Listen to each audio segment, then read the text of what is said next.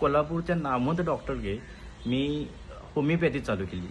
जवळजवळ 11 महिन्यात होमिओपॅथीचं औषध घेतलं. त्याचे पूर्ण रजिस्टर आपल्याकडे आहे की 11 महिने मी औषध खाल्लं होमिओपॅथीचं, तरी मला रिझल्ट आला नाही. मग शेवटी वैतागलो. मग शेवटचा पर्याय म्हणून मला एका माझ्या व्यक्तीने सांगितलं की असं अमृत ज्यूस आणि डायबो ज्यूस नवीन आले, तुम्ही चालू करून बघा. आता मी अमृत नोनीला जाणार होतो, पण नोनीला रिझल्ट तेवढे मला पाहायला मिळाले नाहीत. तसे अमृत ज्यूस आलं. म्हटलं हे तेच आहे का? मी कन्फ्यूज होतो. म्हणून मी विचार केला काय करावं. शेवटचा पर्याय म्हणून मी अमृत ज्यूस आणि डायबोजी चालू केलं.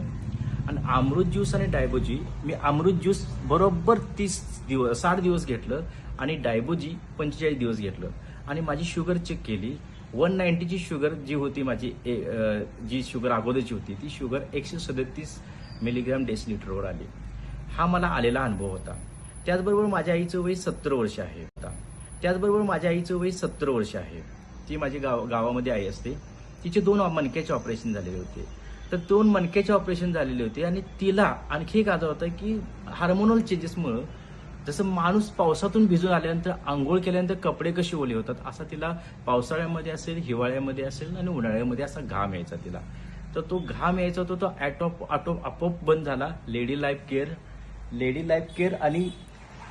केअर घेतलं तिने, आणि आर्थोजी घेतलं, आणि त्याचबरोबर तिने अमृत ज्यूस घेतलं.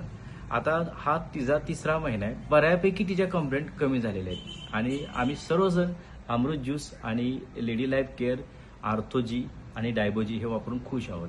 तर माझं मत आहे की तुम्ही एकदा प्रयत्न करून बघा.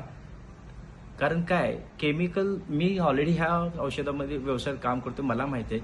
केमिकल खाण्यापेक्षा आयुर्वेदिक खावा. आयुर्वेदाला तुम्ही प्राधान्य द्या.